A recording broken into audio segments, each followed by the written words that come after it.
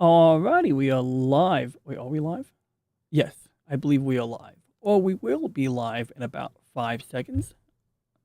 We're live right now. And I believe I've already set up all of the things, like the chat, but I'm going to verify that.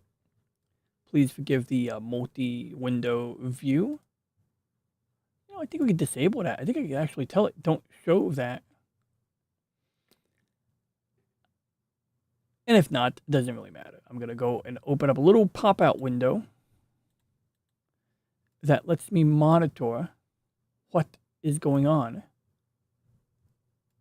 without looking at that. But what I I need that. I need to make sure the chat is on the screen. Okay, oh, hey, Callie. You're already here. It's cool. Good to see you. How you doing, California Ford 44? Yeah, I had a lovely discussion, a stream before while walking the pup. And it was an opportunity for me to remember my friend Bella, the dog. She was a pit bull. And my friend, had this dog that I would walk for him sometimes. Don't look so good. Okay, that looks fine. There we go. Okay, yeah, that should be fine. As long as you guys can see the chat. I might make it smaller later. It's not of paramount importance, but, be nice. It's a nice to have. So, as the title of the stream says, you can see I put, like, the last-minute thumbnail on.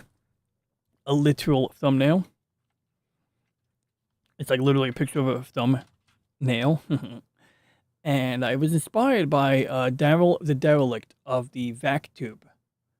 That was originally his thing, I think. I saw him do a stream where he literally had a thumbnail, and I was like, hey, that's a good idea. I want to do that. And it's good when you need a last-minute thumbnail. Put a picture of a thumbnail, right? So if that's what we do, now, it sounds to me you can hear me, but let me know, California Ford 44, if the audio is questionable, if it's cutting out or anything like that, because it's a miracle that I was able to turn the knob and get it in the right spot. I swear, this volume knob here is like, you gotta get it on a hair, like literally like, a little piece of hair. How wide that is, you gotta turn the knob and get it within a spot that is like in between here and here, and this represents the thickness of a human hair. So it's like you turn that knob, you're like tapping the knob basically. But this time it worked, I think, because I did something a little differently ahead of time. Great. You can hear me clearly. That's awesome. So, I know I don't highlight the chats like I normally do lately. I've been, just putting the chat on screen. I don't mind highlighting the chats. And I think when I have a future stream where I invite a guest on, which I think I'm going to have a moratorium on guest until I have Phil McCracken on, because he's been gracious enough to, say yes to being invited on. But I felt like, so Phil McCracken is like a history buff. Possibly educated in history. I think he's literally educated in history. Like, he's got a degree. And so I knew Phil McCracken knows a thing or two about World War II and Imperial Japan, and I wanted I still want his insight on it. Just an alternate insight. Because, yeah, sure, it's easy to say Japan are the bad guys. They attacked Pearl Harbor. Boo-hoo. But, of course, there's more to the story. And I remember my friend Slim was annoyed when another member of the channel was, kind of giving some of the talking points in favor of Imperial Japan's reasoning for attacking Pearl Harbor. And I don't think he was necessarily saying that, it was a good thing to do or anything like that. It's just that, yes, there's a reason. Japan's not mentally insane. They had a reason for doing that at the time, I mean. They were a little mentally insane. They had a militarist, like I would say a militarist elite running the country at the time. But that being besides the point, there are reasons for doing the things that were done that day. And, there's more to it than the black and white. So anyway, yeah, so I've been putting that off because I wanted to do more research. Like I wanted to make sure I knew what the F I was talking about. I want to know the facets. So I think we've done this before where we discussed different facets of World War II. We're not doing that today. I just thought it randomly. In fact, we're just going to mess around today. Like, you guys potentially can run the show today. You say random stuff in the chat. You can control the direction in which this particular installment of the Monday show on Thursday. In fact, it's not even Thursday anymore. It is Friday. But until I go to bed, I'd say, look, I think it's logical to say, like, midnight is not the separator between Thursday and Friday. I mean, it is technically. But you could argue maybe you could pick a time around 2 or 3 a.m. Because, I mean, there's people who wake up at 3 a.m. for work. There are people who wake up, there's the milkman, right? You know?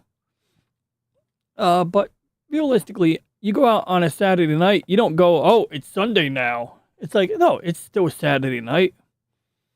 Sort of like Christmas Eve. Nobody goes on Christmas Eve at midnight and call it the Christmas Day Mass.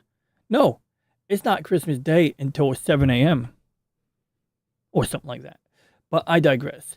It is good to see both you, California Ford 44, and Lady Mist with the high heel shoes and the emojis here. Look, I can point at the emoji. Wait, can I?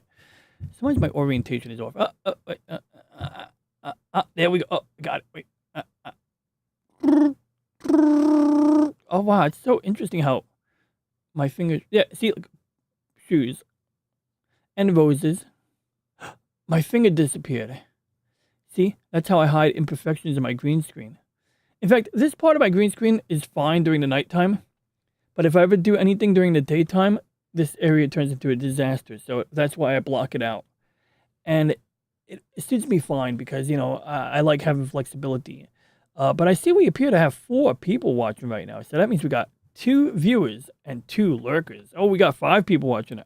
So what are we going to do tonight? Well, aside from shooting the bullshit and interacting with each other, having just, you know, some enlightening discussions. I guess I'll talk about the fish tank water cooling experiment, which I know Slim and him wants to see pictures of it. And I guess I could take a picture from here right now. But if I do that, I have to do this. Good. Okay, you can't see me right now. So you can't see that I'm in my boxes. Yeah, I feel like I had to clean that part of him a little bit more. You know, I'm standing up right now. I'm looking at the fish tank and I'm saying, you know, let me see if I can get a picture where I crop it very carefully. No, it doesn't really work. It could work. You know, I'm going to just, if Slim shows up in the chat tonight, I'm going to make a commitment to him. Pardon the noise from the microphone. I'm going to tell Slim Nim that I will send him a picture in his chat privately. Well, not privately. It'll be public, but it'll be in his chat during his stream. And if he's not streaming tonight, I'll just store the picture on my phone until then. Because right now, even if I took a picture of just the area of the thing, what happened was I put bleach in the tank to keep the slime down, right? Because if you have warm water in a tank, big surprise, without a filter, you get slime in there. I mean, not really slime. It's more like, you know, just gradual growth of algae or something. So I put some bleach in there. But the way I did it was I used a Tupperware, a Chinese soup container actually, right? I mean, that's what you usually see when you buy wonton soup in a pint or a quart. And I put bleach in there. But I didn't want to put bleach in a Tupperware because I didn't want to ruin the Tupperware, right? I don't want to, like, you know, put residue in there. So I put a plastic sandwich bag or something, about this big, into that Tupperware. And then I put the bleach inside. And as a result, when I was pouring bleach into the tank, I want to make sure that every last drop of bleach got in the tank because I didn't technically put enough bleach in it. So I threw the plastic bag in it. So now I got like a tank of water with a copper pipe making a spiral. Oh, I'm sorry, I was on screen. With a copper pipe forming a spiral, right? In fact, I do have a video of that. Let's get the video of the spiral. It looks like a distillery. Hey, that's interesting. I have a little glitch on Rumble. Test. If I see a message pop up on Rumble on my top monitor over here on the right side, what's that picture of food? Wait, what the fudge? There's something on the right side of the screen that you see that I don't see. That means I have something enabled that doesn't belong there. How did I do that? That's interesting. Like, see the ice cream on the right side of the screen? I don't see that. I don't see that at all. Where's OBS? Did I lose OBS? I lost OBS. I don't even see OBS. I see the projector window. And that's, oh, here it is. It's on my left monitor. Oh, that's so weird. So, when you have multiple monitors, the button on the taskbar down here is supposed to correspond to whatever monitor the app is on. But for whatever reason, when I minimize it, it goes on the taskbar down here on my bottom left monitor. But when I click on it, it maximizes on my top right monitor. See, I'll show you. This is kind of weird. I don't know why it does that. It's just kind of interesting. Look at, watch this. Okay, so I'm gonna click on this button here. Where is my mouse? I'm gonna click on this button here and watch what happens on my top monitor. Okay, see my top monitor? Got the chat. That's superimposed over what is on my right screen. And I click on the OBS button, which is on my bottom left monitor. Logic dictates when you hit this button, it should appear on the monitor that the button resides on. But it doesn't do that. Instead, it goes here. And then the button appears down here. That's weird. But back to, oh, okay, so this is coming from, okay, I see what's happening here. So we're just going to delete that. Boom. Okay, good. So I don't know how the Rumble chat loaded up like this. This is not right. Let's refresh it. That's weird. Why is it doing that? Okay, there we go. So we're going to make the Rumble chat into a pop-out chat window. I'm going to pause my own video because we don't need to see my own video. I'm going to go back to here. So we got options here. We can play a game. I got some games I can play. Seriously, I got like 2 games in mind, not just random games. I'm not just trying to fill the time with games here. And pardon me, I'm just slicing the Mylar tape off my desk. It's kind of fraying a little bit. Anyway. Oh, actually, we do have a good game here, too, that I didn't even think about. That is a last-minute thing. But let's get a look at the chat. I misplaced the chat window, so I need a minute to find it. Here we are.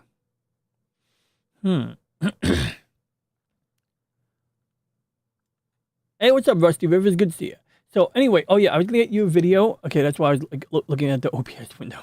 I'm going to find a video for you guys right now. It's going to be of my... It looks like a whiskey still, but it's not. It's a copper pipe.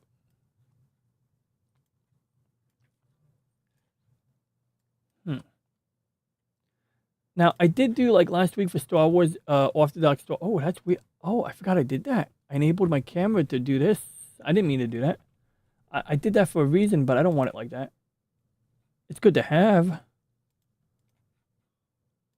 But let me just get myself out of full screen mode real quick. Where's the OBS window?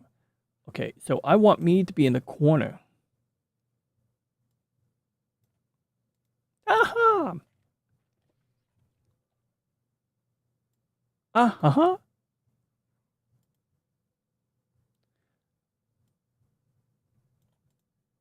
Oh! We're gonna do something stupid right now. This has nothing to do with anything. Oh, I can't do it. Oh, it won't let me do it? I gotta do it differently? That's annoying. I'm not doing that right now.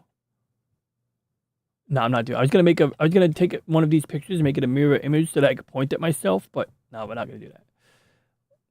We're gonna pick one. And I think I want to be on the bottom right corner. There we go. I want to just turn myself on. That's what she said.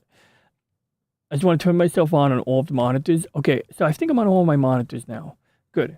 So yeah, on Orthodox Star Wars Day, which I believe was the 25th? I got confused. So at the beginning of the month, it was May the 5th, right? May the 1st? What was it? May the 4th? Yeah, May the 4th. May the 4th be with you, right? And I was like, okay, good. I got till the end of the month to do Star Wars content. Then I thought Orthodox Star Wars Day was on the 21st. So I scrambled to put stuff together. And we did a stream that day where we talked about orbital mechanics, like in that video we did last week. And I forgot. I totally forgot. Well, I didn't forget. I didn't know that that wasn't the day. So then I realized, like, on a day of, I had work on a Sunday, that I can do content then. So I basically whipped something up the night before and uploaded it. And it was similar to this. It was like, you know, just kind of like what we did last week, or 2 weeks ago, was it? Where I forgot when we did the last show, where I placed ships in orbit of a planet, and you can even see, like, we got a bunch of MC 35s or whatever they're called, MC 75 transports. And you might remember them from Empire Strikes Back when the guy in the loudspeaker at Echo Base goes, "The last transport is away!" Yeah! And everyone's like, in the, you know, like whatever, they're cheering. But notice they're kind of like all in unison. And what I discovered in Space Engine was when you duplicate or create a new ship, you need a reference body. So if you're going in orbit of a planet, what you might do is start with one ship and accelerate it, or, you know, adjust the speed at which the ship is moving so that it is in orbit of the planet. It's in a stable orbit. It's moving in like a nice, you know, clean loop around the planet. And then if you want to create more ships, what you do is you click on the first ship you created as your reference. And when you create a new ship, that new ship will move at the same speed as the ship that you already clicked on. And so as a result, those MC-35s or 75s or GR-75 ships, whatever they're called, are actually all moving at the same speed. So if I was to like lock onto one of these and then maneuver around it with the free moving camera, they call it, which is like an imaginary camera that you can move around in the simulated space. Then when you go, you lock onto this ship, and then you go and you take a look at this ship, everything will be in sync. But if I try to look at like a completely other ship, if that ship was created under different conditions, that ship might drift just a little bit because they're not synchronized exactly. So I don't know what the point of sharing that is, but that's what we did. And Rusty Rivers says, I believe I read it at a glance, but I believe he said that I can play any of his videos I want. That sounds like a humble, that sounds like a promotional thing there. It sounds like you want me to just promote your channel there. Well, we could do that. So we got Rusty Rivers right up here. I actually didn't read the whole message, but I believe that's what Rusty Rivers said. You have permission to play any of my videos anytime. Well, in that case, Rusty Rivers, you have permission. I'm going to give you written permission because, the law, right? Here, copy and paste this, take a screenshot. I'm kidding, but jokes aside, if you ever get an automatic copyright claim for playing any of my videos, Rusty Rivers hereby has written permission to play any of my videos anytime. And then I'm tempted to write some extra provision in there, like, except for the ones that suck. But no, I'm not going to be too picky because that's subjective. But it looks like we got a review of kayaks for sale. But then if I want to play the audio, I have to share the audio. That's a pain in the butt. No, it's really not. I'm going to click on a few buttons over here. Share the audio, play the audio, and unmute the audio. Kayaks today. Yo, your left audio channel is louder, bro. Look at that. Magellan. Look at that. Left side's louder.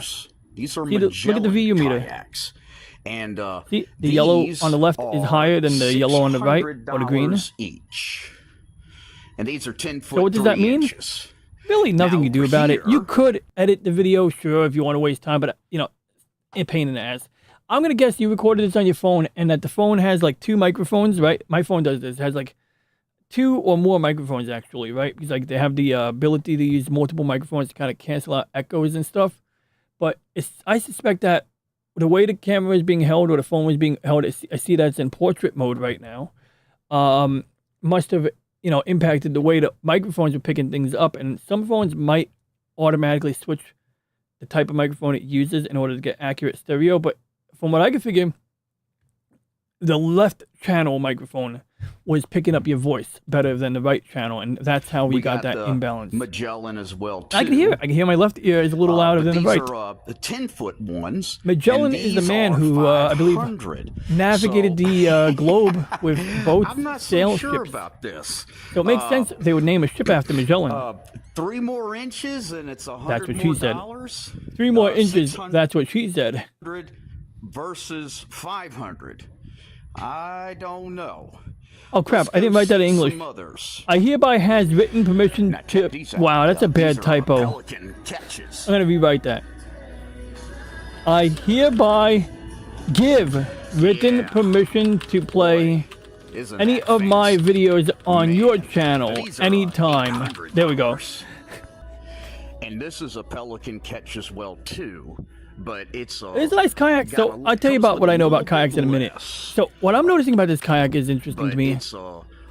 I'm guessing that's a storage compartment at the top where you could store things, potentially keep them dry. That's pretty cool. It's got, it looks a little like shallow on the inside, but I mean, I get, kayaks aren't supposed to be super deep or super thick or anything like that. Now, maybe you could help me out here because I always wanted to get a kayak, but of a specific class. So I'll explain that in a moment. So look at, see what I'm talking about? I told you guys the chat can control. Oh, you guys can't see the chat. But seriously, I wasn't joking when I said that the chat can control today's show. The chat can steer the subject matter.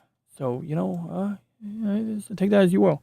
But anywho, Rusty, said I could play any of his videos, and I realized, holy crap, we could, watch a video, react to a video or something. And here we are. looking at kayaks. Who would have thought we'd be talking about kayaks today? So But with we a are little going to bit go less, diving into kayaks. A little bit shorter. Well, hopefully we're not diving into kayaks, right? And this one's $600. By the way, guys, can you hear the sound? Can you hear Rusty Rivers talking? Am I sharing the audio correctly? Wow. That is If you can't hear the audio, I'll fix it. I just need to know. I honestly don't know. nice. Real nice. Now check these out. These are pelicans as well too.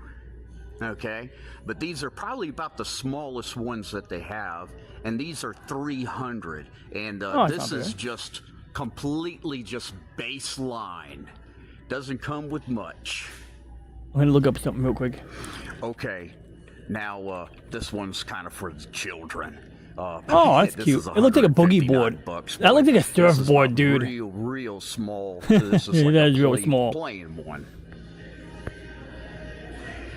But look over here. Yeah, got Hold my these chat in the pelicans freeze. here. Yep. That's a nice color. And I like Okay, this good. My one chat here. didn't freeze. This one's a real shallow draft. Low profile. So I'm gonna pull up as opposed to a link on my see, other monitor to show you this guys one's something. thicker and sticks up out of the water more. And then here's the Angler, one of their Angler series kayaks. Oh, that's good. Look, it's a Man, I portrait really video. like I can fit that. two things on my screen. Oh, I'm sorry. The chat is blocking the video, though. Yeah. What are we gonna do here's about their, that? 929. We got to do something about that. I can't just leave it like that. We'll put you over here. $9.99.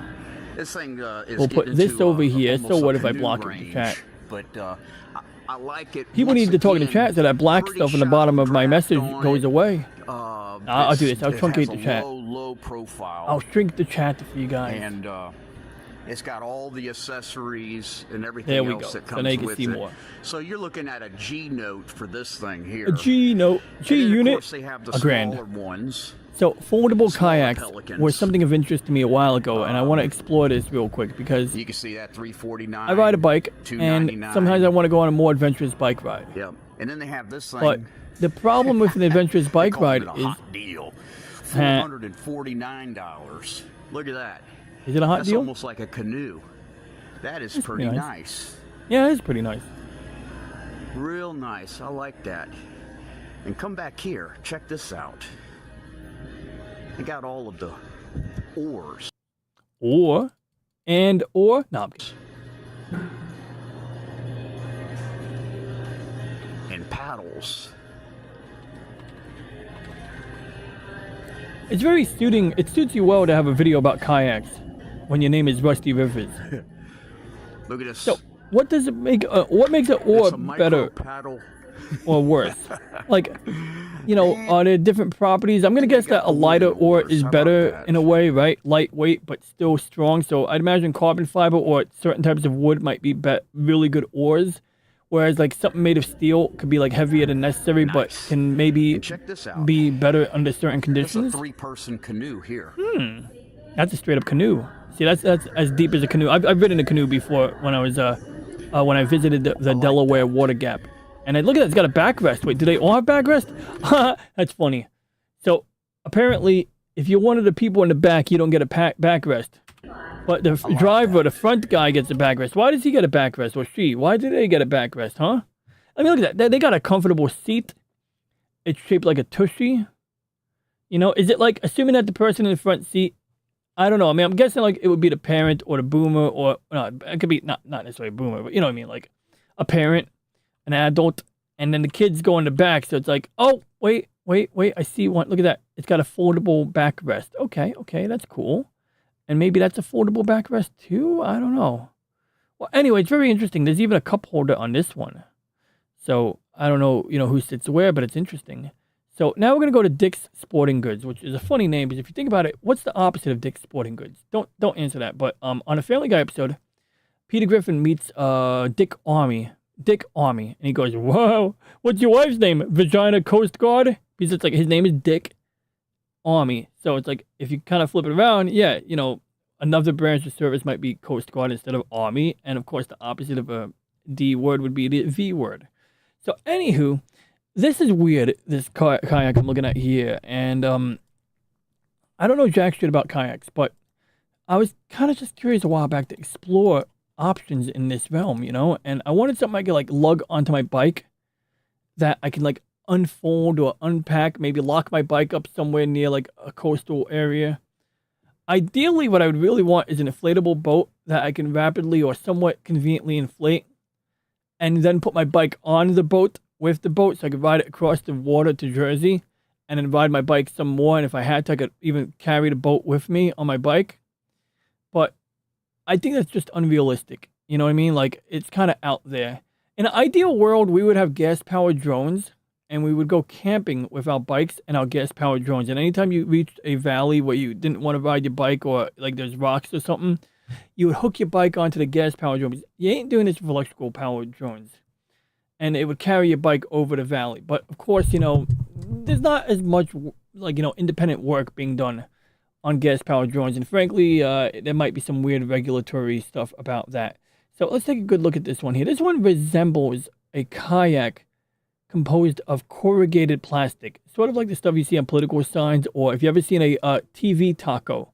When I worked at Best Buy, we had this thick corrugated plastic that resembled what we're looking at here, and we called it a taco. And it was literally, it had like the thick corrugated plastic like this, like shaped like a taco basically, but flat on the bottom.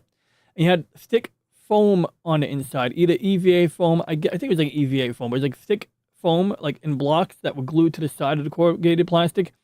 And you would basically use buckles just like these, the plastic buckles, the straps, the nylon straps, to, you know, wrap the TV up nice and securely. Hey, what's up, Slim Nim? I was talking about you before. I'll get to that in a second. I'll revisit you and the topic at hand, or the topic that involved you. In a good way, don't worry, it's fine. I wasn't saying anything sinister, I promise. Hey, what's up, the Paddle Wannabe? Hello, all. I've been looking for something like this for me and my wife. We ruled out paddle boards. More canoe/kayak type. Well, my friend Paddle Wannabe, Rusty Rivers went to a store that sells these things, and he reviewed them pretty well. So while I'm looking at something that I'd be curious to know if Rusty Rivers has an opinion on this type of kayak. I mean, it's certainly not of the caliber like of the types he was showing in his video at all. But they have a certain application, right? There is a certain potential convenience factor to these. They fold up. I don't know if I trust them though. I mean, like, that one looks like it could let water into the side, unless that's just the way it folds, like an origami. It might be like an origami thing going on there. I would also imagine that you would probably, you know, have like a certain amount of life cycle on these. I mean, like, if you keep folding and unfolding them, I mean, look, already the plastic has that white color on the corners, which is like, sort of like, you know, just how it works. But, you know, when you fold the paper back and forth a dozen times and then you can rip it easily, you know, so that would be my concern, is that over time, I suspect that the failure points would be there. Now, that said, if you get like a little bit of a tear on one of these points, you could probably put a crap ton of duct tape on it and call it a day.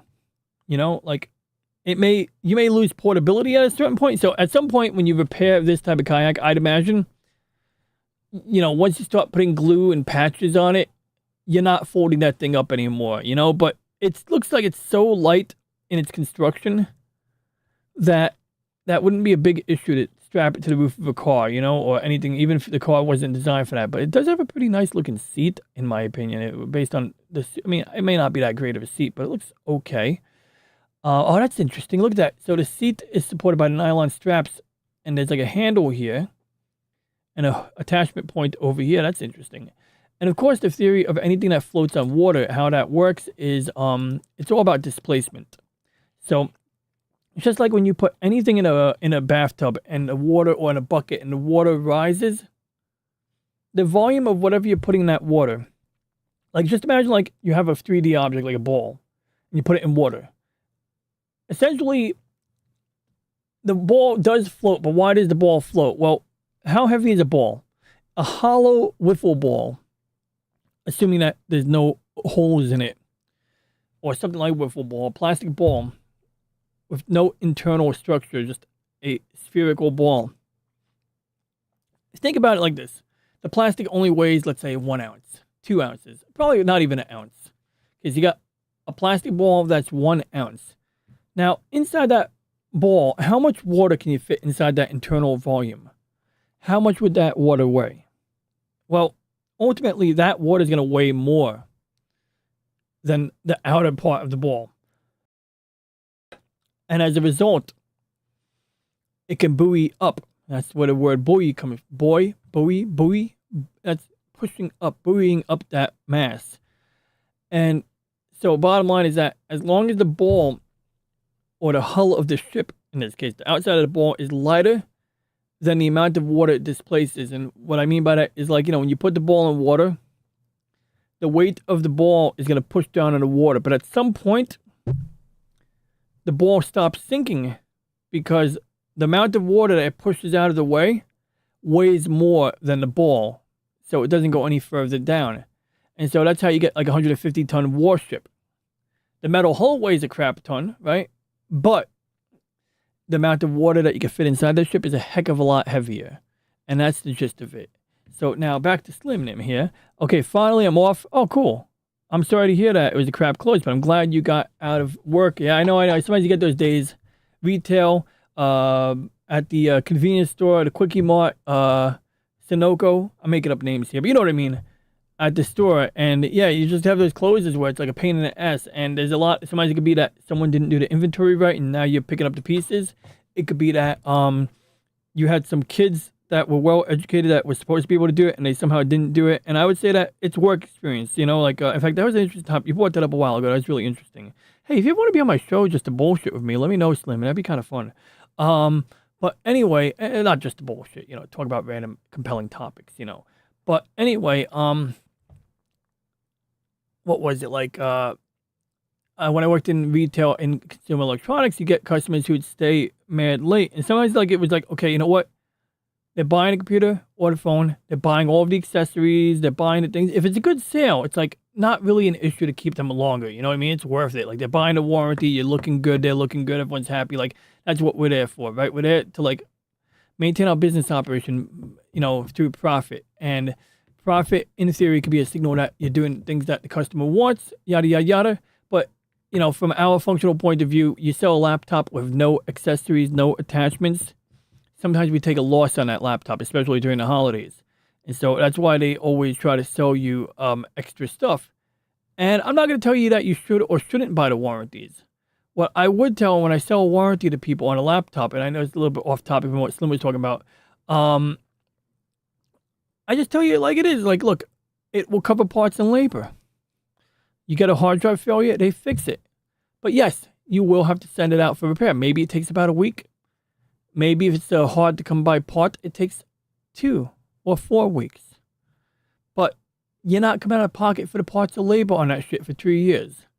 So, if you plan to hold on a computer for 3 years, maybe it's worth it for you. But yeah, it helps to have a backup computer.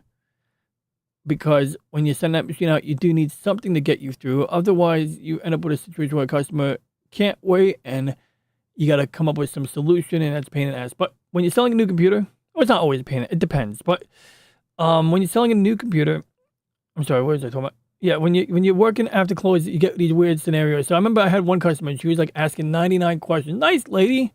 But in retrospect, I realized she was wearing really thick glasses. So she might not have been aware that we were closed. You know what I mean? But she would just keep asking questions and talking. She's a nice lady and everything, but older. But it was one time, one of my coworkers, one of the older guys, he walks behind the lady while I'm talking to her, and he pulls down his pants, and you can see his whole butt crack. And it's I'm trying not to laugh while he's doing this, you know what I mean? So you got people that do some stupid shit sometimes. It's pretty funny. And other times, I had the same lady another time talking after the store is closed. It's I'm being polite and stuff, but I realize in retrospect, maybe it's okay to tell them we're closed. Maybe they don't realize we're closed. Then again, there's people who don't get the signal. The store is closed. And they're oblivious, or just, I don't know, they can't fathom why that makes a difference to why, to their situation. You know what I mean? 5 weeks for the battery. I know, Wade. I'm a scumbag. I'm sorry, buddy. I'm sorry. I gotta do this. I got the Game Boy right here. I got the charger. I know where the charger is. It's in my hammock. I literally have the charger right here. I should really take this battery out though. Look at this. The battery's not healthy at all. Like it's puffy in there. Like that thing is like, I don't know why it suddenly got puffy now. I mean, like, I guess it happened because maybe the temperature changes. I don't know. It's interesting, but I got everything I got everything well kept track of. And for your trouble, it's not for your trouble. There was something I wanted to send you to with the Game Boy. There was something that, where the hell was it? There was something here that I saw the other day, and I was like, oh, Wade, I should send this with Wade's Game Boy. And it wasn't a game. I'm keeping this fucking game. Like, I got the Droid Army. I never even played this shit, but it says Droid Army on there. I got Pac-Man, and I got, that's for old game, I got Batman something another. I don't know which Batman game. Oh, I got my PD gloves. Dude, I was on Floro's show yesterday with Mrs. Flu, and we should play a replay of that. I had a fun time with them talking about random stuff. It was great. Oh, no, they had actually, it wasn't random stuff. They had a topic. What the heck was it that, I mean, I don't want to send Wade the Game Boy and forget. What was it? I can't remember what it was, but there was something here. I was like, oh, the Wade would like this, I said. Maybe I imagined it, but I thought there was something here. And I want to make sure I put it together, at least have it in the same pile of junk, you know what I mean? Like, it's not junk, but the same pile of stuff. Well, it'll come back to me, I'm sure. And if not, I'll get the battery soon. So anyway, beyond that, I do want to say hello to the Peter Venkman fan site. We got to work on that Angel Fire. Nah, it's okay, Wade. I mean, sometimes it's annoying, but other times it's like perfectly valid. And it's valid. It's valid, bro. In this case, it's valid. So it's all good, buddy. And I got to get you on soon, too. I said before I was going to have a moratorium on guests until I get Phil McCracken on. But I did make an exception. I said, did I make an exception? I think I tried to make an exception. I forgot if I actually verbally said it. But I made you the exception because I said, like, I don't want to have any guests on until I have Phil McCracken because he's a history guy. And we're going to talk about, Imperial Japan. But I kind of like halted that one because I wanted to do my research. I wanted to read a few books and kind of listen to a few audio books and just look at other source material to build up my overall understanding of that, But as a result, it created a massive delay in the time we discussed having a stream and the time that we're actually having the stream. So hope that doesn't offend him because I really do want to have him on. But real quick, let's just scroll up real quick because I know Slim had some interesting things. It's not necessarily just displacement. Isn't that the same thing? Isn't displacement and buoyancy kind of like inversely correlated or something like that? You know what I mean? Like the amount that you displace is the amount of buoyancy you get. Buoyancy, as I understand it, is dictated by displacement, unless you're referring to the material it's used, and then it becomes a mathematical thing, like density and shit like that. But maybe you can elucidate on that. Let's see. Okay, Slimden did elucidate on this. He said you can have the same amount of volume displaced from something that's buoyant. Oh, well, of course you can. But I'll finish your sentence. You can have the same amount of volume displaced from something that's buoyant versus non-buoyant. So, what? Like, I guess, I get it makes sense. It just sounds like, I mean, it's sort of like the wiffle ball analogy, right? Like, I picked a wiffle ball because we know it's a light plastic, but if that was a hollow lead ball, it might not be buoyant. I mean, what is buoyancy? What makes something not buoyant is my question. Is it the density? What makes something buoyant? Because the way I see it, anything can float, provided that you build it in such a way that there's always more hollow space, enough hollow space to account for the weight of the thing that you built. So, like a battleship I mentioned earlier, steel is not particularly buoyant. Okay, steel does not float. In a solid brick, steel will not float. But if you make a hollow brick that is thin enough and has enough hollow space in the parts that don't take on water that, displace water, then, it can float too, right? I mean, like, if I'm understanding correctly, but maybe I'm overlooking something, so I'm definitely open to, further interpretation on that. So anyway, let's see what else we got.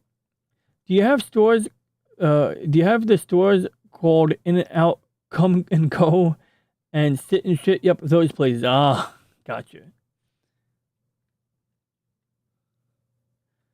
People can't time alone. That's funny, Wade. Oh, I have to close, Slim said, the liquor store at 11 p.m. I have worked overnights where I have people banging on the doors of a completely closed business with all of the lights off and all of the where open signs not visible, right? When's your birthday, Wade? I guess you sent me you sent me a message. Okay, I'll check your messages. Wow, I drunk. I think he meant drunk, but I can't picture Wade drunk. No, you're not drunk. The stuff I'm giving you is drunk. No, okay. No, it's not. It's not drunk, yo. A Game Boy DS Lite of this type of DS Lite. Wow, you know what I mean. Advanced SP of this caliber is not drunk by no means. In fact, a lot of poor bastards who recycled or threw away theirs regret it now. What's up, Tommy and the Guinea Pig Collective? I have great regret, my friend. Why is my mouse pointer suddenly not moving? I have great regret, Tommy and the Guinea Pig Collective. My regret is that I was doing some other crap before and did not tune into your most recent live stream of the collectible past toy show, Transform and Roll Up. I mean, this dude's got fancy graphics. He got fucking pardon my language. He got freaking rolling videos. He got like random clips. He plays that after these messages, we'll be right back. You know, all that funny stuff. You know, it's just a good all around show. So, you know, I recommend you guys, you know, subscribe to Tommy, especially if you like toys and collectibles. Don't ask me, the Peter Venkman fan site. I can barely remember yesterday. Hey, what's up, Angry Canadian? Tuesday is the new Monday. Oh, in your case, my friend, you're just in this whole other time zone, my friend, right? So, you know, at that point, interacting with us people in the Western Hemisphere, I suspect that goes a bit in the direction of blurring the lines between yesterday and today and tomorrow. I believe right now Tokyo has like approximately a 14-hour time difference. I don't know if I guess the daylight savings time on our end changes that to either 13 or 15 hours depending on what side of that, but I don't know. I wish they did away with daylight savings time. It's like kind of cool in some ways, but overall it's kind of like just dumb. And Arizona doesn't do that bullshit. So Arizona, where Jolly lives, yeah, they don't have to deal with daylight savings time, except for the fact they got to deal with the rest of us people. So out of nowhere, Jolly's show starts at like 9 p.m. instead of 10 p.m. Or his show starts at 11 p.m. instead of 10 p.m. It's like, that's the consequence of us changing our clocks, springing forward and falling back. And that's how you remember how to adjust the clock. Spring forward, right? You move the clock forward. It's like lefty-loosey, righty-tighty. Spring forward, fall back. Easy peasy, right? Yep, those poor bastards, Peter Venkman fan site. Yep. What were we talking about again? Oh, yeah, the people who wanted beer. Yeah, so it's like a mixed bag, but I could imagine, like, lights are out. Why do you knock on the store's door? Like, you got to really want your booze. And I could get it. Like, some poor bastard probably just got his social security check or something in the middle of the night. And he's, like, a drunk. So he needs to get his alcohol now. So he's hoping they go to the liquor store, he'll find something there. And he's hoping that maybe the guy running the store will take pity on him and open the door. But, you know better than to do that, right, Slim? Because, you open the door for that one guy thinking you're being nice. And that'll be the guy who fucking takes a shit on the floor, anchors himself to the base decks, and doesn't move until 7 a.m. And at that point, you're like way past your time to leave time. And you're just like, ugh. And you didn't even get the inventory done because the guy was on the floor taking a shit. But I digress. But you get what I'm saying. There's those times, like, we had a guy one time, like, in a wheelchair outside Best Buy, and he wanted to come in. But he wasn't like, he looked like a young guy who was like a former punk rocker who's in a wheelchair because he overdosed, not because he had a condition. I'm kind of making up stuff here, but my point is you don't make exceptions because, you can't drag a guy out in a wheelchair. You can say, okay, sir, you're getting rowdy. Now we got to take you out because we let you in the store after hours, and now we got to take you out of the store. Or they might trip over themselves, even though they're in a wheelchair, and then sue you or something, so all that stuff, London is 6 hours ahead of CST. Yep. This is true. I might build Gunpla because of you now. Oh, God. Yeah, so, Angry Canadian, where's my Gundam? Let me see if I can find it real quick here. Let me just...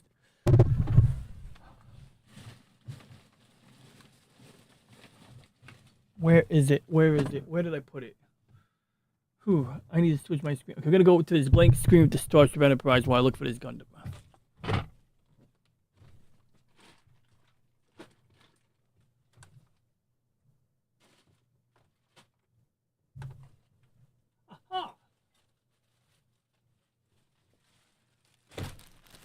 Okay, Angry Canadian, you gotta be aware here, my friend. I don't have the whole thing. So this isn't doing full justice to it right now because I have a box somewhere here. And it's not like I see all of the boxes associated with every. Wait, where? Yeah, I got the Assault Buster Victory Gundam box, but the box for the Gundam I'm holding in my hand right now is somewhere else behind my second umbrella light, and I'm not retrieving that right now. So I have to show you what I have instead. So I hope you understand that it may not be the complete picture, but I want you to see what we do have here, because basically the rest of the parts associated with this are in the box, and I'll explain as we go along. Okay. Pardon the mess. In fact, you can see like we're missing a piece over here. That might be in the bag here, or it might be in the box. But this is the one I bought on eBay, and you can tell because it has the decals on it. See? Those are water slide decals. And I built one that I have yet to put the water slide decals on. And the issue with mine is that, in fact, I think I painted this one too. Or did I paint it? No, I painted another one. After seeing this, I realized I could paint it. So I did what the guy did. I painted mine. But, for example, this is a vertical stabilizer. See? And so, this is part of the core fighter here. This is the nose of the core fighter. It usually folds over the cockpit door. Oh, God. Oops. Let's put that back on. And so, obviously, we'll look up a picture in a minute.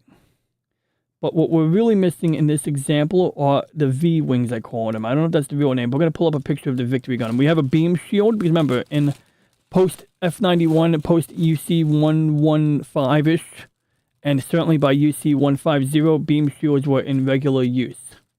And they use pretty much the same technology as the beam shield. But here's the size. And the V-wings go up to here, basically. I'm going to pull up a picture of that. And then the V-wings are part of the core fighter. So, you know, when you fold it out, you get like a nose of a plane. The head folds inside the top here, gets tucked in nice and neatly, and it makes a pretty neat core fighter. So there's that. There's a few other affectations to this design. So what happened was when I did mine, something cracked. I forgot what it was. I think it was somewhere under this armored plate. So when I built mine, I didn't put the armored plate over here or over here. I don't know if I misplaced it. I don't know if I have it, and I think it's still in the box maybe. I just know that I didn't put it here. And it must have adversely affected the structural integrity of the underlying elements, because there's some very thin gray plastic parts that connect to this joint over here. So when you go to remove the arms, or when you go to do things with the arms, you're putting a lot of stress on a very tiny part. So this model here, the core piece is in great condition. And I was originally reluctant to, you know, use the entirety of this one. I was hoping to just mix and match the parts with mine that I built personally. But I might make some compromises there. But the gist of it is that on my own model kit, I need to, at the bare minimum, possibly at great effort compared to just using what I have in my hand right now, I need to use the core piece here in my Gundam. And then I got legs and everything else that I already built that I can keep as is. But those still need the water slide decals. Now, when I do my water slide decals, I'm going to take a step further. So mine is in pretty good condition. Like there's no scuffing here. I did the nipping correctly. I did a good job sanding it down. I was very thorough about the sanding. So I know I did a very good job on that. I have no intent on painting this. Oh, look at that. See, like these are examples of some of the, and this is another reason why when I do pick what piece to move in and out, I'll make decisions based on like, well, the parts I have, like the part that just fell off, I don't have any problem with these parts on my model. So maybe, you know, maybe I decide to do something different. But the gist is I know that there's a part that is absolutely broken right under here. And like, that's why I bought this second model. So I'll have to figure out what to mix and match in what manner to get it to do. You can see the feet fold up a certain way. So it's like, these are, you know, Gundam feet. And you can see it says, does it say Ligue Militaire? No, it doesn't. But it's a Ligue Militaire mobile suit. But you can see it's got like the gray inset here. You got this part does some interesting articulation here. And then when you go into core fighter configuration, you do some funny business like this or like that, you know. There's different operating modes, but you got little armor here. Now, this one is made out of, I believe, oh God, that's a good example. So apparently we have a lot of articulation here, but this is exactly the kind of area where things can break on you. So I'm going to remove the leg right now. Actually, no, that leg's not coming off easily. So I'm going to put it back in the bag. Okay, well, there we go. Oh. There you go. And when I did my legs, I did a lot of extra work on my legs. So, for example, how you saw this armored plate fall off, I used the Tamiya glue. Where's my Tamiya? I have a couple of bottles. I have many bottles of Tamiya. Tamiya. Okay, so this is the extra thin cement. Yeah, I used this because it's good generally for two things. This is the glue you use to hide the panel lines. So if you put like, assuming that you have a part where you don't plan on removing the panels. See, that's another thing. My model kit, I actually did this. On my model kit, the legs are better because, aside from the lack of water slide decals, because what you do is you take the Tamiya thin cement, and like, look, Gunpla, everyone has their level of obsession or comfort. So you don't have to do things the way other people do it. Okay, just, bear in mind that like some people paint them, and like I have a kit over here that I have a second kit that I have to reassemble. And what I did was I used this kit as a demonstrator. And you can see over here how he's got the base color here. And unfortunately, it wasn't really practical for me to get rid of that marking from the nip. I tried, but there just wasn't going away. But if you look over here, I painted some of the areas using Gundam markers. And this one I used a brush. I used the Gundam marker ink, but I used a brush. And it looks like this one needs a little cleanup over here. I'll figure it out later. But in particular, I want to direct your attention to this shoulder here. So essentially, I have a set of Gundam markers that had a metallic color, like this one here. And it says here, I think it says metallic on here. And I used a airbrushing gun I have.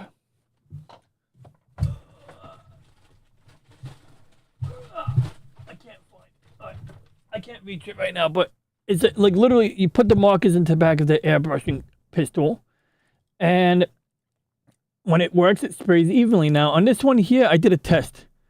I painted just this shoulder piece because I actually have two sets of this entire unit here, and I painted it with a clear coat of the metallic green. And it just so happened that even though it wasn't intended for this, it works. I mean, whether it does just this color, you can see the sparkle. Then I put Mr. Top Coat on it. Mr. Top Coat is one of the products that I used as a top coat. And that was important to me because the top coat is a protectorant. Like when I touch it, the oils from my finger don't stick to the paint. I think Gundam markers can get a little sticky sometimes when you touch them. But when you put the clear coat, on, it's kind of hard.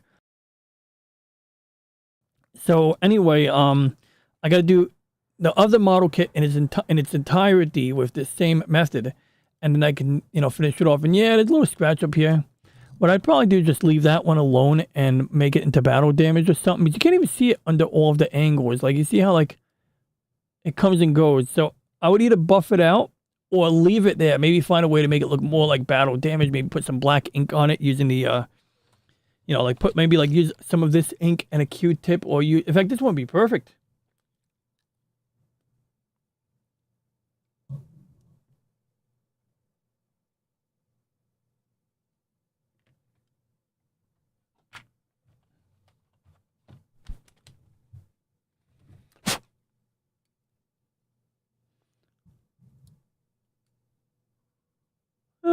Okay, I'll have to play with it. But my theory is that if I smear the ink in there just right, maybe I can make it look like battle damage instead of a scratch. We'll save that for my own time or some other time when we're streaming. But anyway, so that's an example of the Victory Gundam. I'm not going to try to put these legs back on right now because I don't want to break the backup model. This is my backup parts unit. We're not breaking that too. Oh, I forgot to show you one key affectation about it. Yeah. So I don't know if that's a handheld beam pistol, but the armor at the front of the hips does this. So I thought it was kind of interesting. We got some thrusters or something, verniers or thrusters over here, I think, or maybe it's just a cooling thing. But you see, there's like these are right above the buttocks. I think I did some semi-fancy painting on the inside of these too. So, like a lot of my parts, I did some interesting things too. But also, the wear and tear might be more in some areas on one kit and less in other areas on other kit. Like obviously, where I broke the structural frame, yeah, that's going to be increased wear and tear. I'm going to stand up in my underwear. So you get to look at the Enterprise. That's a cool picture. Anyway. So yeah, that's the Victory. Oh yeah, let me get a picture for y'all. Because I love the V2 and the Victory Gundam. They're just cool. I think they're cool. I mean, I know Tomino, the creative Gundam, would be like, he hates it, I think, but, you know, it's understandable, but I don't have to hate it. So, okay, we got some pictures of, like, a standard Victory Gundam. Like, this is a Victory 1. That's Uso. That's a V2. I hope it does open up the picture correctly. This is actually not a Victory Gundam. This is called Second V. I believe it appears in the manga. This is a real Victory Gundam. And I just want to get a picture, but I'm clicking on random stuff until we get... Okay, here we are. See full-sized image. So there's the front.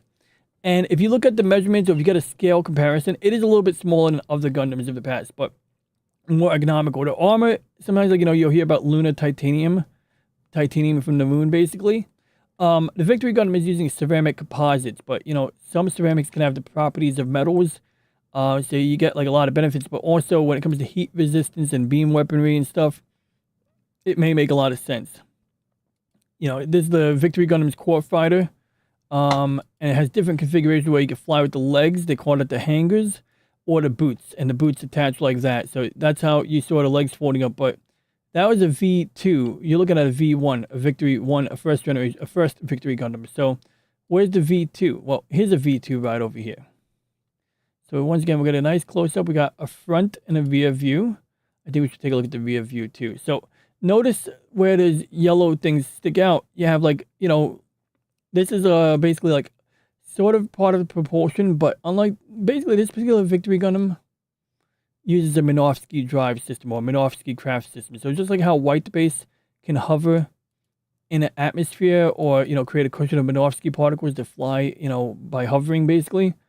This has similar technology. It takes a more powerful reactor, but this is one of the things that sets the Victory Gundam, or the V2 in particular, apart from prior units. But main thing I wanted you to see are the wings up here, if we call them the wings. You can see that when you're measuring the height, it's kind of subjective. Do you measure it based on the height of the, you know, top of the head, where the main camera is located? That's where that green sensor is. Or do you measure it based on the top of these? Technically, the top would be up here. You know, but I can understand that when you're talking about skyscrapers, it's like, okay, do we measure a skyscraper based on the height of the antenna, the spire, or the height of the building? So that's the gist of that. So anyway, you know, that's the Victory Gundam in a nutshell. That's a beautifully done one right there. Is that the box? Probably the box art. That's nice. Is this person selling a completed Victory Gundam? Probably. But yeah, that's how an original... I gotta get another original Victory Gundam at some point. I bought one like 15 years ago and started building it gradually. Then I misplaced the whole freaking core fighter. So if I buy another Victory Gundam of the first type, I'll have all of the parts I need and extras to go along. So that's kind of nice. But, you know, anyway. So as I was saying before about the Tamiya glue, if you put the Tamiya glue on any of the seams, like obviously if there's a part that's supposed to move or separate, you don't want to do that. But if you put the Tamiya glue on any of the seams where it's supposed to be seamless, you put a thin brush of the thin cement, which is like glue. It melts the plastics together on a molecular level.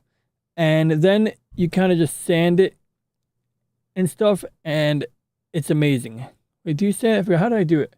I think you just melt it together. I'm trying to remember, like, it was a while ago. I mean, I'll look it up again if I have to, but it worked. It worked. Like, it works. Like, putting that thin cement really does hide the seam lines really well. It's amazing. It's like a miracle. I did it on my gun tank, which I set aside recently. I got to reassemble the gun tank, but this time when I reassembled the gun tank, we're putting a clear coat. So I already painted my gun tank, and I had it fully assembled, but I took it apart so that I could do more work on it. And the main thing I need to do to the gun tank is apply a clear coat to it. Once I do that, that thing, as far as I'm concerned, will be perfection.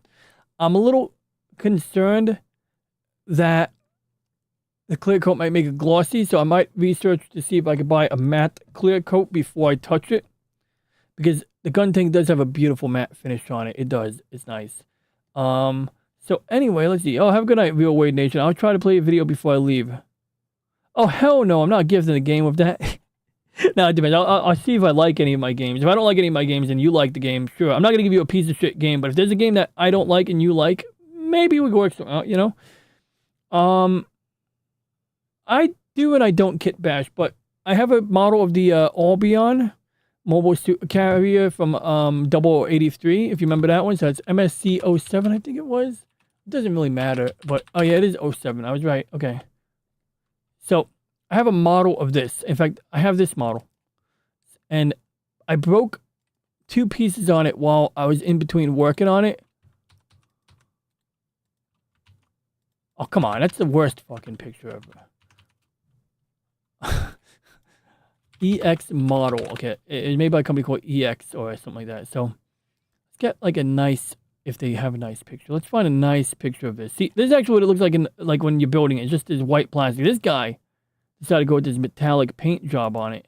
This guy did a good job. This guy did a great job. This is screen accurate right here. Or maybe that's because that's the company's, you know, how to build it instructions. Or is this one done? Is this one $100 because they already finished it?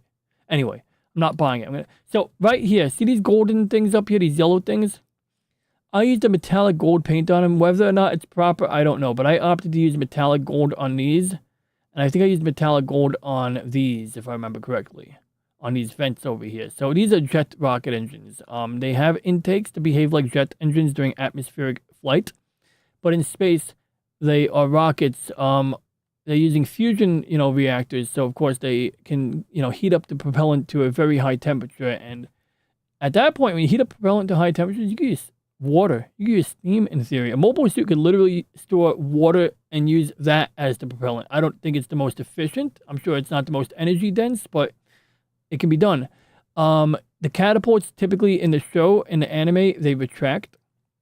So this gets to the question about kit bashing. But yeah, these can retract, although these just, I think you remove them and you put them on depending on what pose you want to do. So if you want to put a mobile suit on the catapult, you would install these metal pieces. They're actually metal. These 2 pieces are metal for some reason, but everything else is plastic. And if you don't, you just fold it up. There's a little cover that goes over the thing that they're mounted to, and then it looks more like it's on screen. This is a mega particle cannon here. Here we are. You got the little scale mobile suits that are included. You got Gundam Prototype 01 and GP02. This one has a nuclear bazooka on it, like straight up. And I don't think it shoots a nuke. No, I think it detonates the nuke inside the bazooka. Like, it's the weirdest fucking nuke I've ever seen. Like when Anavel Gato shoots this nuke at, what was it, Campeto Island or some shit like that? It's an asteroid base. You see the white plasma coming out the front of the bazooka. Like, that does not seem safe, man. For the pilot, I mean. But that's apparently how that nuke works. And there's a scene when they're putting the plutonium inside the nuke. They're loading it up into these 2 separate compartments. So it appears that it's almost like smashing the pieces of material together. Almost like an early nuke. But anyway, it's fictional. So it doesn't really matter how the fictional nuke works. But yeah, I did similar kind of work on mine painting it. I literally painted the red already. I did all of that. But the problem with mine is I broke these yellow things off. I broke one of them off. It got like one day it fell. Or it fell while it was in the box or some shit. And they got loose. So I might buy another one at some point. And I might kit bash, or I might go with making a battle damaged mobile unit.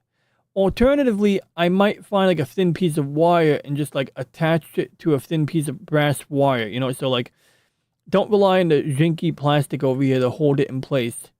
I'll just stab it with a piece of wire and, you know, it'll be like, you know what I mean? Like, so I don't know, I got options. I got to think about it, but I did some work on this already, and I'm excited that one day I will finish it, and then I will do something. The base over here is hollow, so I would probably want to find something like maybe take a bunch of dead alkaline batteries or stick a lead weight in there or something, just to give it some, you know, heftiness to the bottom of the base, you know, because I think it's a little, I think I want like a base that has some substance to it.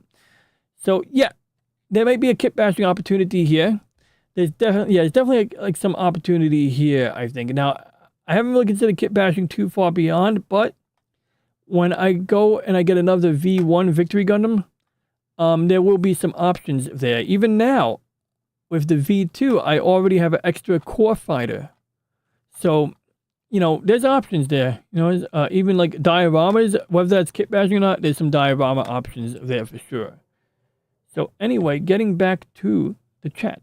Model standing, 10K to 20K. Well, I got 2,000 grit over here. So funny you mention that, Slim. I got 4,000 grit. Yeah, I used a lot of grits. I got all the grits basically. Like I did a lot. I got a metal. I got a cheap file that I use. I got a good file. It's like the generic one, and I got like the fancy one. I got the and I got like a God Hand model nipper here somewhere. I hope I put it in a good place. I don't want to lose it. I hope I put it somewhere safe. I kept it on the desk where I could see it. I might have put it away somewhere safe, but I don't remember where, so that worries me. But I was very deliberate about not messing up that model nipper. So when I clean my desk, it'll turn up, or I'll find it in one of the gunpla boxes that I neatly stashed away for the purposes of protecting it on that shelf over there. I think that's what I did. Anyway, like I even put a shelf. I installed a shelf for the gunpla. Yeah. No, you're awesome, Wade. Oh, he's gone. Oh, he's still here. I missed my last chat message response. You're awesome, Wade. That's what I said. And I also said, I will see, but probably not about gifting a game. But if I see a game that I don't want, but that you want, you know, I'm not just going to give you any junk game, but if it's a game that you value and I don't value, you know what I mean? Like, we can work it out, right? And literally, I just give it to you. There's nothing to work out. But if I don't have a game I'm willing to give up, I'm not giving up a game, right? But I would endorse getting a flash cartridge. I mean, on one angle, I could respect the pride that someone takes in collecting a bunch of cartridges. I absolutely respect that and understand the logic there. At the same time, I love the idea of a flash cartridge. I love that I can, you know, put an SD card in a cartridge, put it in my Game Boy, and... Whoa, that was loud. Give me a second.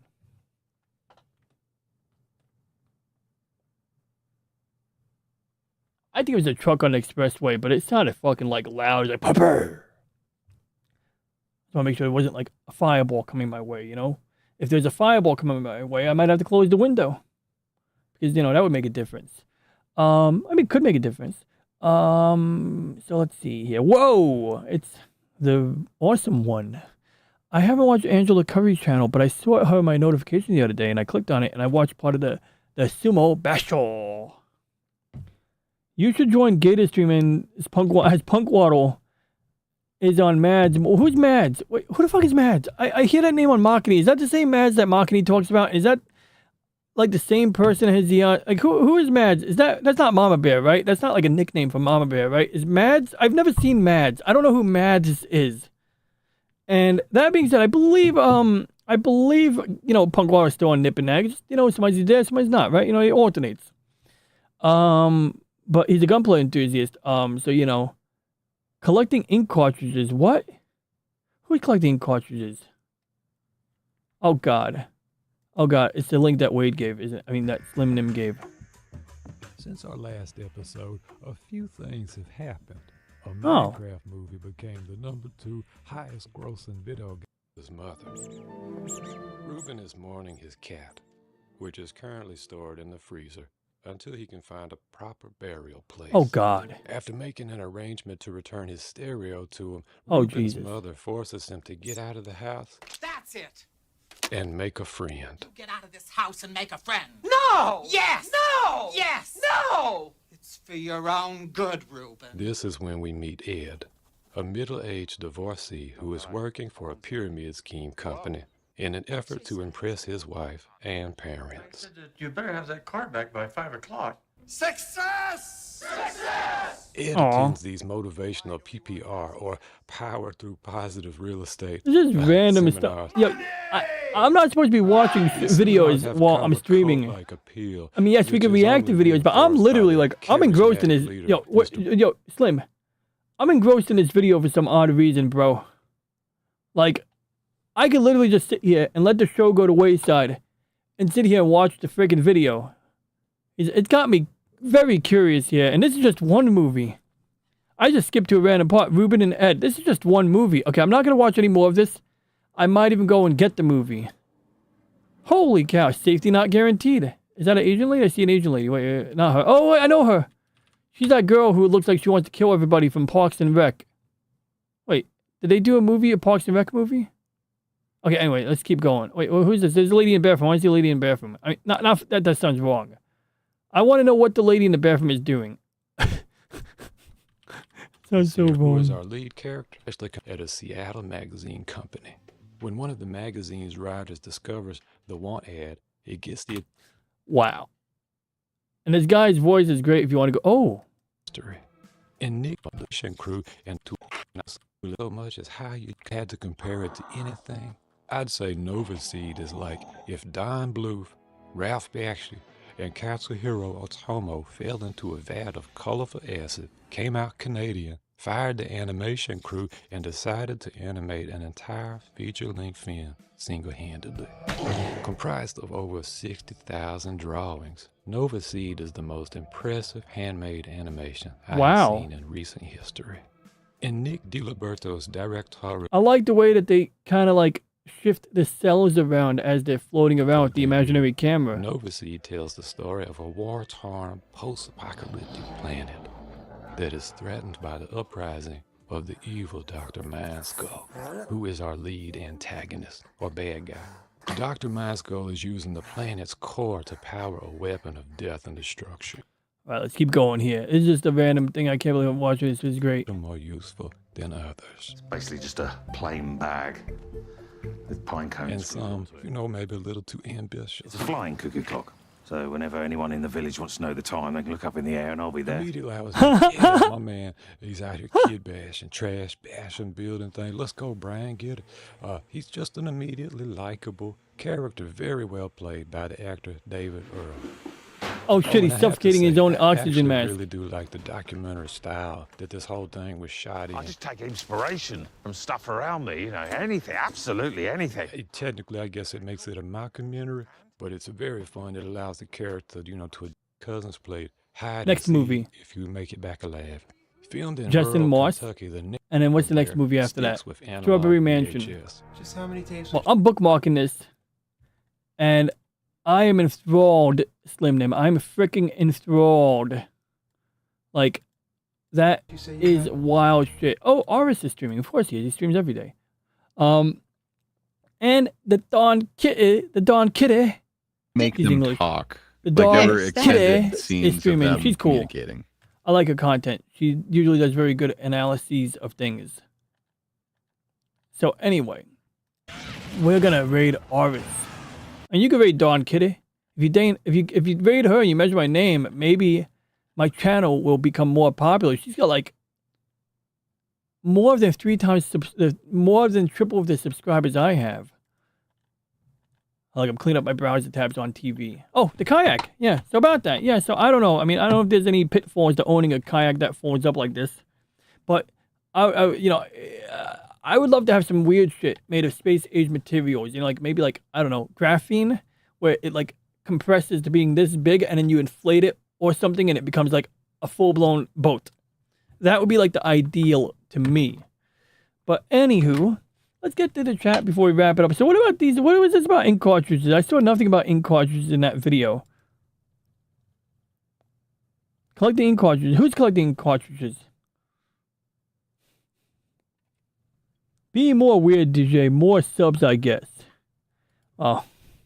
I didn't think I could be much weirder, bro. People's dreams for things that can be taxed. Oh, look, another one. Wait, did we just watch this? We did. We just watched that. I want to find Wade's video. Isadora, Oh, hello. a sweet older lady who, instead of using the modern dream recording hardware, sticks with analog VHS. Just how many tapes would you say you have? 2,000 or more? So already I like Miss Bella. She's all right. But this forces James to have to individually review every tape in Bella's dream archive, taking us along for the ride. During the course of his audit, James begins to develop feelings for the younger Bella, but a family secret You understand she was totally delusional. and an archive of dream monsters threatened their relationship. Ben, ready the cannon. Many of the scenes have a surreal, almost David Lynch type feel Wow. to them, like you'd see the Twin Peaks or something. So Wade was blowing shit up. The sound is really good on this. The sound is very good on that. Yeah.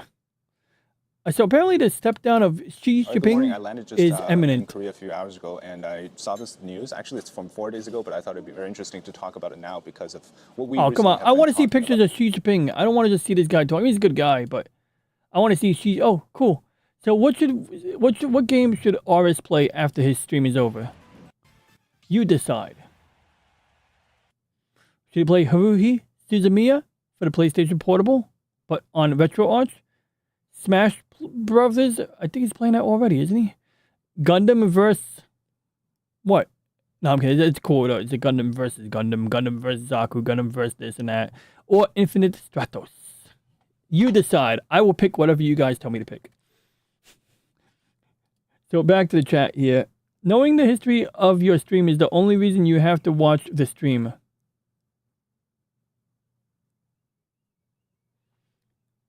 I still need to see a fish tank. Yes, oh yeah, that's what I was talking about you before. So you see, I was going to take a picture over my monitor just a little while ago, but the problem is that when I put Clorox bleach into the tank, I put it in a Chinese soup container, but to prevent damage to the Chinese soup container, to prevent residue from taking into the plastic, I put a plastic bag in there. But when I was pouring the plastic bag in the Chinese soup container of Clorox into the tank, I threw the plastic bag in the tank afterwards because I didn't want to waste any Clorox. So I figured if the plastic bag's in the tank, it would kind of, mix with the water and the bleach would, do its thing. But if I take a picture of the tank right now, you're going to see a plastic bag floating in there. It just kind of looks kind of, dingy, I mean, let me see if I can reach it from here. I cannot reach it from here. Okay, there we go. Got it.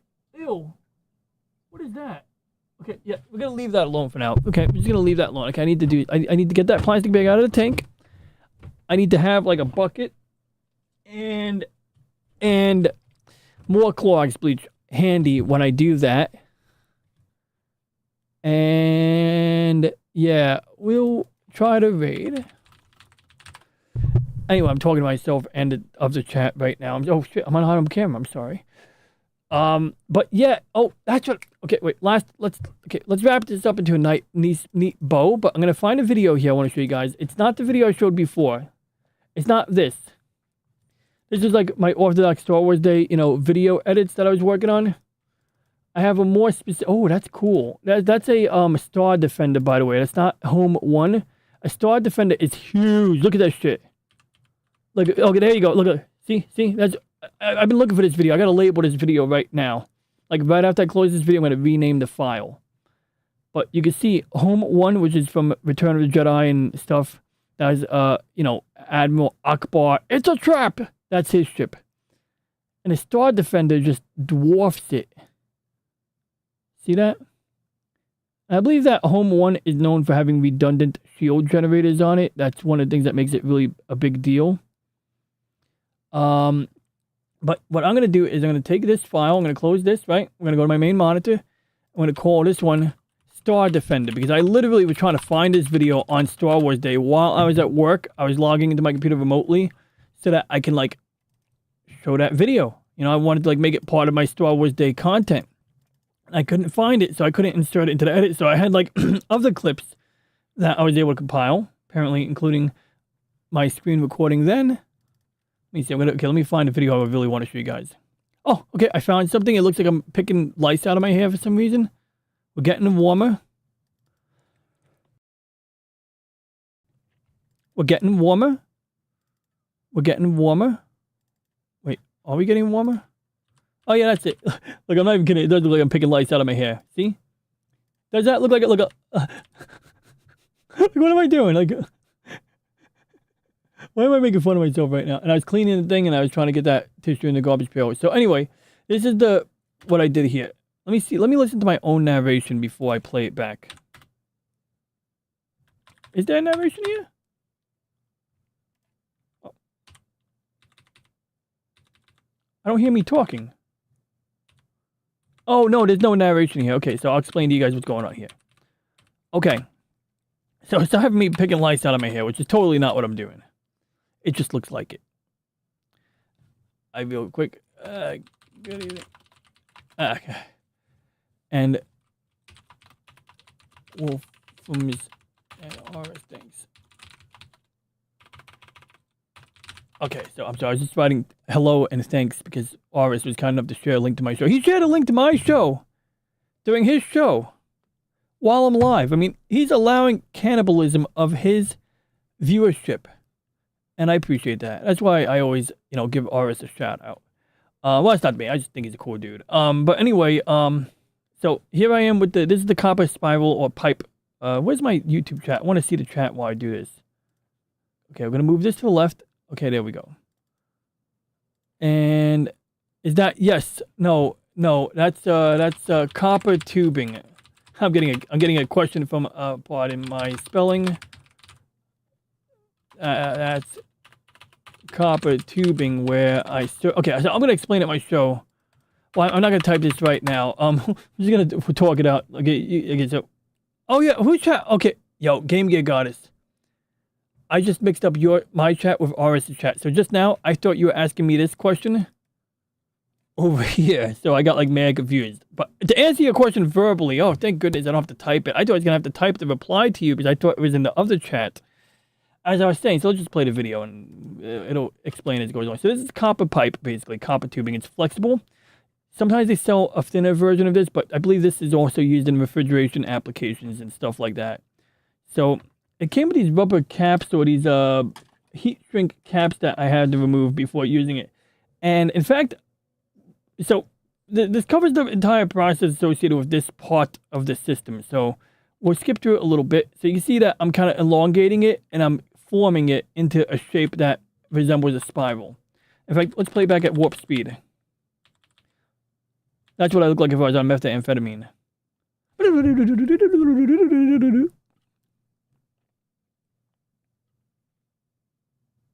See, I didn't really do the lighting. I just wanted to do a quick, like, documenting the process of this part of the process. So I just did a quick and dirty recording here, no audio. I don't think my microphone was even hooked up at the time because I was doing something else. You know, I had things unhooked and stuff.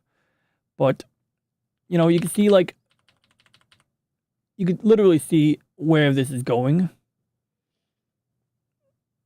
And ultimately, I decided that I wanted the parts that connect to the computer or the pump to be pointing up, both because it's convenient for me, and I just figured it made sense for technical reasons, and especially for keeping bubbles out of the system and stuff like that.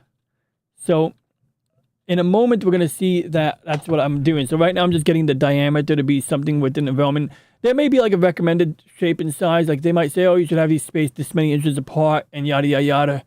I really primarily just cared that it was somewhat even looking, you know, aesthetically, and that it fits inside the aquarium that I was sticking it in.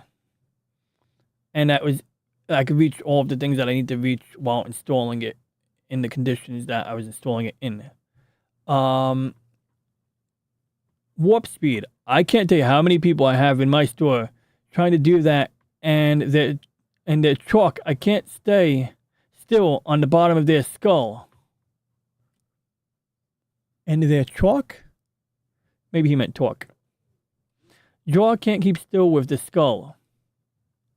Ah.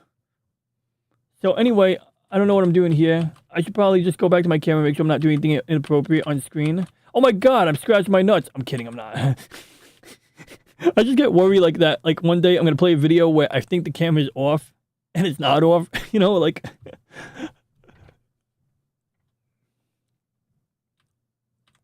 I guess I'm typing? Oh, let's just do the fast video again. Like 8 times speed. And you know what's funny? I just stuck 2 ice packs between the coil like an hour ago to help lower the water temperature and to help directly cool the pipes. And my CPU speed, I think, is currently set to like less. If we go here, you can see I got it in balanced mode. That locks my CPU speed at like 3.5 gigahertz right now, at least as I have it set right now. Whereas everything can run at like 4.8 gigahertz when it's in the high performance mode, which is what I usually use. But sometimes to let the water cool down, I pick that lower speed mode, and it allows the water temperature to drop a bit. And if your computer's idling, you don't really need it running at full tilt anyway. You don't need to waste that energy, etc. So you can see here, look, this, oh, there we go. Okay, we should go back. This is actually relevant. Okay, so these are compression fittings here. Do I actually hold them up to the camera in this scene? I think I do that later in the video, but... Okay, so basically, you got... Okay, I think I actually show it. Okay, good. Wait, let's see. Okay, so that's a nut. And then inside that nut is a ferrule, they call it. It looks like a piece of an olive. It looks like an olive, basically. So what you do is you slide that over, and then the olive piece, the ferrule, goes over the pipe. Like, you'll literally see, like, in this video, me holding the ferrule right now, I think. Or not. No, okay. So bottom line is there's a, oh gosh, okay, let's see if we get this angled right so you guys can actually see what I'm doing. Maybe I show it on the second one, because I installed both of them, right? Okay, so, come on, move your hands, Ron. Oh, come on, man. Come on, man. Maybe I do the other side. Okay, so I'll show you the other side. Hopefully the other side I actually show how this works, because I really want to show how it works. I'm a little disappointed I didn't. Oh, come on. I didn't show how it works? That's whack. All right, I'm going to try to pause the video in the right spot so I can show you guys. All right, so let's see here. So we went here, we went here, we went here. Then I did this, then I did that, and I did this, then I did that, and I did this, and I did that, and I did a little that, and we do the Macarena. Hey, Macarena. Dun, dun, dun, dun, dun. Hey, Macarena. Okay, so let's see. Maybe my hand gets out of the way. I can just show you. Oh, come on. Get your hand out of the way there. Get your hand out of the way, me.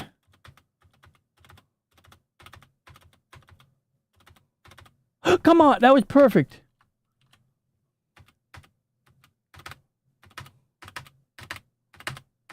There we go. Okay. So that brass nut right over there, it has like a wide end that has a thread on the inside.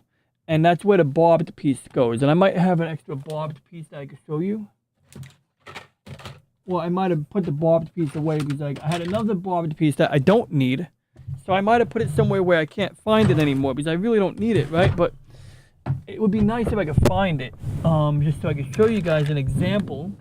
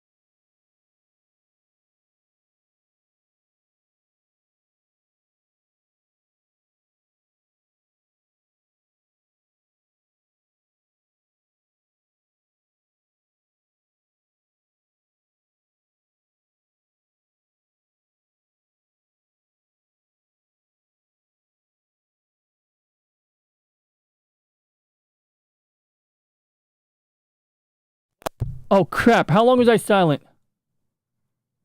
How long was I silent? I'm going to go back to the tape. I need to know how long I was silent for because I was saying a lot of crap just now and I'm really disappointed. I did not want to be silent for that long. Man. So, how long was I silent for? Like, is it on now? It's on now, right? Yeah, it was off. I hit mute at some point. I don't know when. Ah, bummer.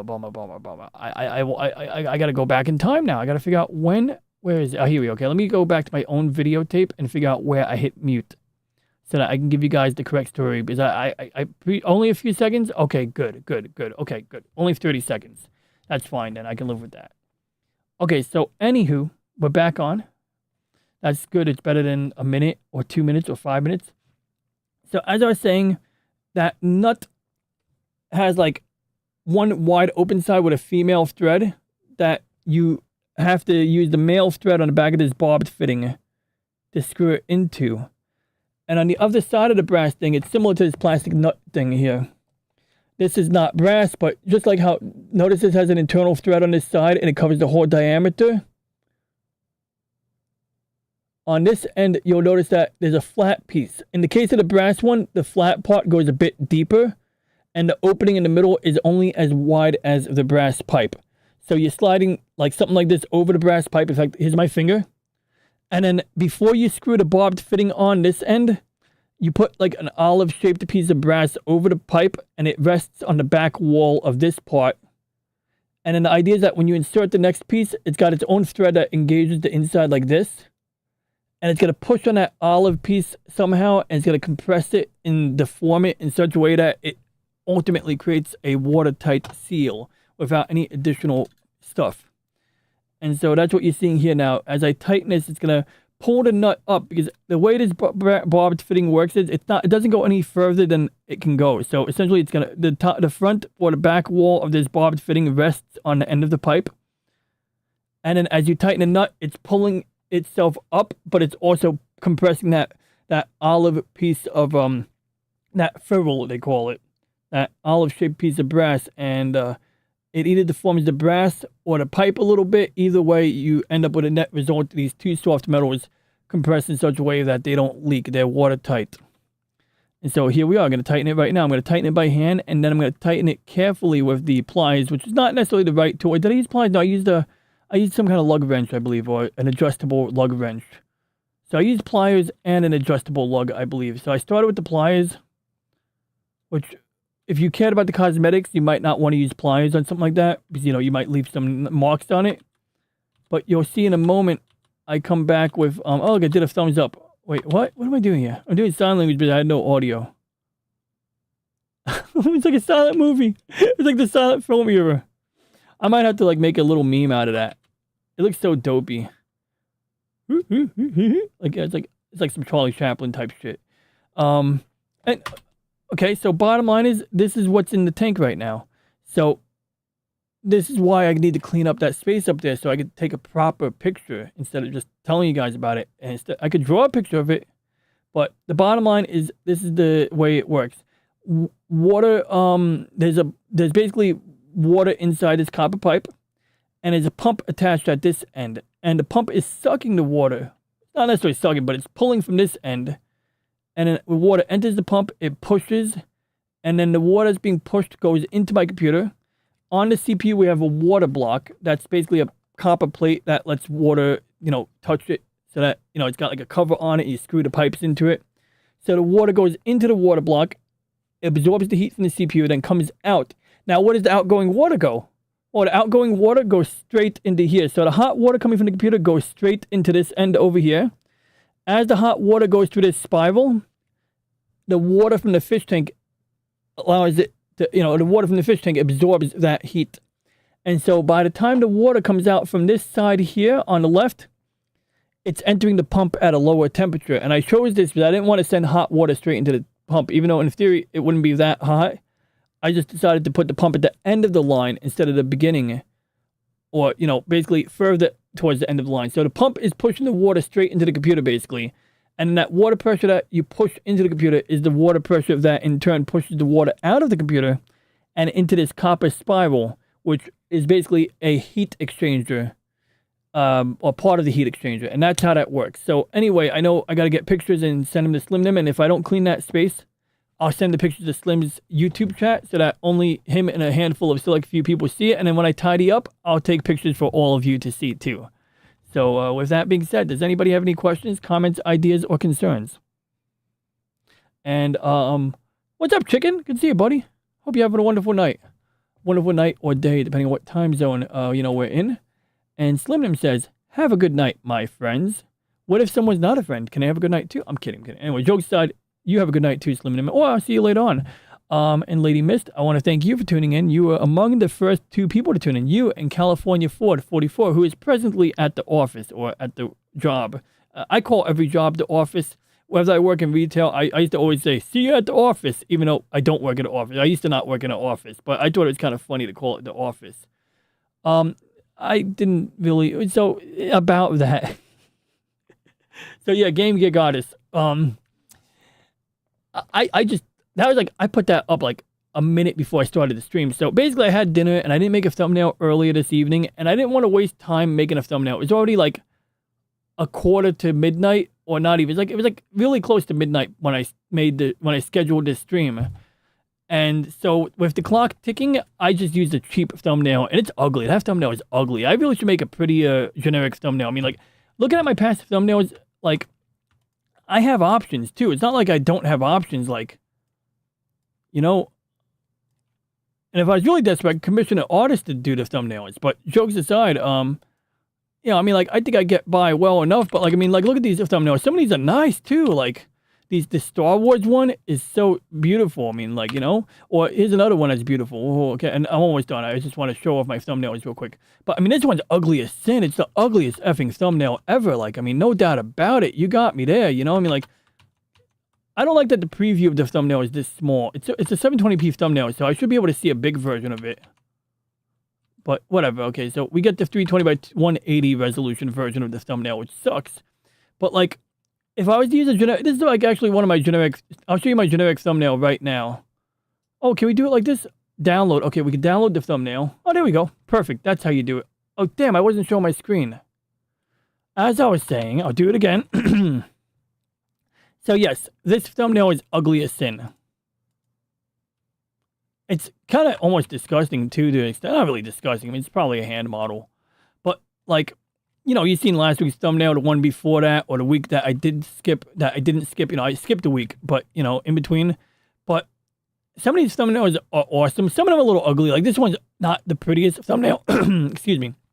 This one's not the prettiest thumbnail, but at least it makes sense. It's about a exotic CPU cooler that involves a fish tank. So, okay, that's cool. The Game Gear one, well, not Game Gear, this is a Sega Genesis. Same thing, kind of. You know, that is topical. It's relevant to topic. I had a topic of focus, so of course I made a very specific thumbnail, right?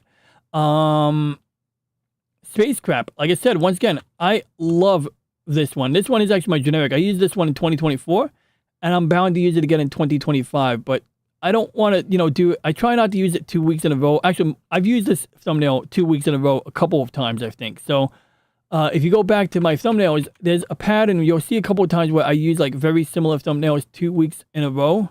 Like, here's one. I love this one because it's got punk waddle on it. It's super cool. You know, it's got that. Actually, see, look, I did some cheap stuff here. I took his igloo picture, and I used the blending options in Photoshop. So you can literally see, it's like the same picture that we were just looking at. It's like literally this picture. Like, it's the same picture. Like, you can see, like, when we did a blink comparison, like, it's like the same effing picture. But, you know, sometimes I do, like, a quick and dirty fix. I think I used the pen tool or the lasso to cut out punk waddle real quick. You can even see that when I messed with the contrast, you can see the metal rod that holds up his arms. And no, I'm not going to do an exhaustive review. Now, this one's a beautiful thumbnail because it's got the Macross 7 city ship here, the colony ship, whatever. You know, it's actually not the prettiest thumbnail in terms of resolution, but it has a cool picture. I think this is a screenshot from the non-Blu-ray version of Macross 7. So now I have it on Blu-ray. I could get a better picture. So anyway, and I did the same thing here. I did the same exact thing here. Okay, last example. Oops. Last example. It's just kind of like funny how it goes sometimes. How it is. Oh, the Mars one was good. The Mars one was good because it was very. See, look, exact same thing. Like, see, 1 week I did the Monday show on Thursday where I was talking about OBS and how to record videos in OBS and what settings I use. This is not the same topic as the streaming topic. This was the one about recording, not streaming. But you could literally see the pictures compared directly. Like, I didn't even try hard. Like, I recycled the prior week. So this is actually not too bad. The idea of recycling last week's thumbnail and just putting something on top of it, okay, fair enough. But I don't want to use an identical thumbnail, so that's why I resorted to doing that. But bottom line is that I had limited time today, and I didn't prepare thoroughly. And so perhaps what I should do is maybe start making batches of thumbnails a week in advance or something like that. Maybe make some generic thumbnails that I can quickly whip up, like, and modify last minute. I should probably do that. So that's the gist of it. Interesting, an interesting GGG. The yellow text ones are eye-catching. In this case, Star Wars reference, but Star Trek is better than Star Wars, but it is a Star Wars reference in this case. Where is it? Because you can even see I used a font called Star Jedi, and in the Star Jedi font, you can see how the letter S makes that, you know, shape like a Star Wars S. And if you had a letter T over here, the letter S would actually connect to the top of the letter T. So same thing like this letter T here, or even RS. See, look, R and S. Oh wait, where's my mouse point? I'm sorry, I was at the wrong screen. The letter R and S. See how the R and the S connect to each other? And then the S doesn't really connect to the letter D properly, but if you had a letter T over here, this S would connect perfectly to the letter T, just as it connects to the letter H pretty neatly over here too. So, yeah, that's a Star Wars reference in that particular case.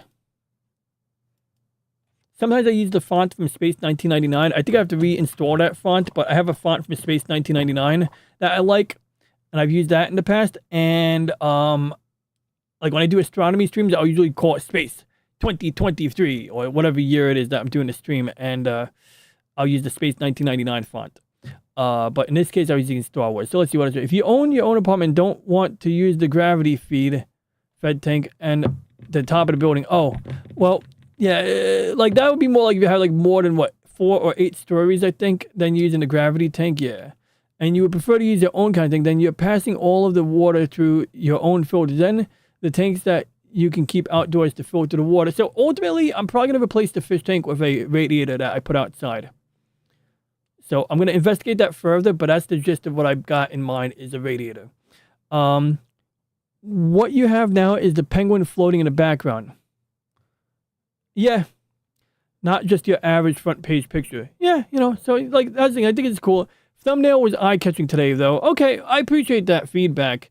Like I said, I think it's a good. I got the idea from Daryl the Derelict. He has a channel called the Vac Tube, and at some point, you know, like I realized, hey, that's a funny idea. I want it. Sometimes my sense of humor could be really corny, and you know, so I went with it too. But real quick, I think next week we got to do painting.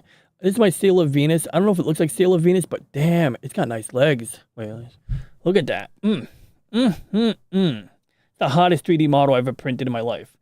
But I think I want to paint it, so I'm going to do some experiments with the paint, get the flesh tones right, and then I'll either paint it on my own time and show it to you guys, or I will maybe do it on stream, because like I know I can do the color orange. But anyway, let's get back on topic. So anyway, I appreciate your feedback, Game Gear Goddess. And I'm glad I had an opportunity to show you guys some of the recent thumbnails we had here. And I will try to remember to whip up some thumbnails that I can use in the future so that I don't have to worry about using an ugly thumbnail or whipping one up last minute, or at least maybe have some way I can like have templates basically, right? What's the whole point of the fish tank thing is to get your exterior stuff. Well, so the reason I did it, Slim, that's a great question.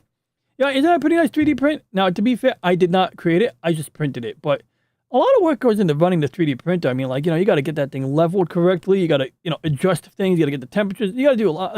Like 3D printing is not like operating an inkjet printer. It's not that hard either, but there are some fine tuning. You could do a lot of fine tuning on a 3D printer. On this one, I believe I did a lot of sanding. So that's actually what's interesting real quick about this one is that we're using a wood PLA. So PLA is sort of plastic, but I believe it's made from like recycled cornstarch or something like that. But it's a low temperature plastic. And they have a type of PLA where they mix it with wood pulp. And the wood pulp will sometimes make it a little bit heavier. But what makes the wood pulp cool is, in some cases, when you sand it, it looks like wood. Now, you can definitely see the striations and the lines on it. But I went through a lot of trouble to get this thing sanded in a way where it's smooth. Like, you can actually see the difference here. Real quick, last example. So I'll give you an example here. So a lot of 3D prints, you'll see these lines here. These are the layer lines. And I believe these are spaced about 0.2 millimeters apart. Or is it 0.4? I always mix it up. But it's the wider one. It's not the 0.8. It's the 0.4, I think. And 0.2 would be like the ultra narrow one, if I remember correctly.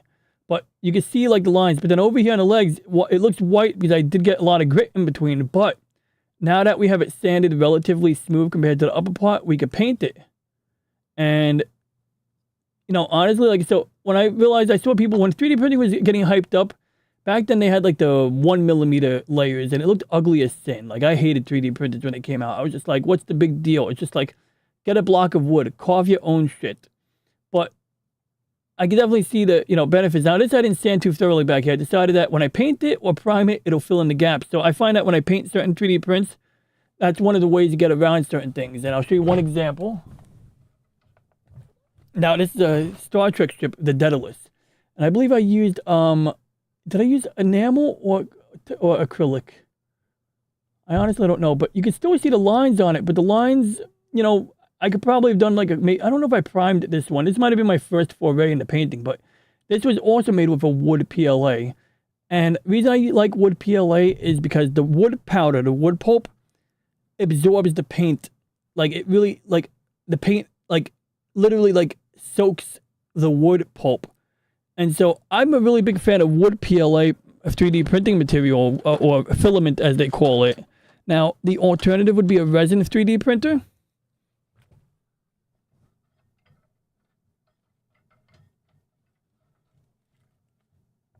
A resin 3D printer, more expensive per a given size, but you can get like fine details on them if you are willing to deal with the fumes from the resin, which is why I was reluctant to get one. I have the 3D printer in the same room as the turtles, and I don't want them breathing resin fumes.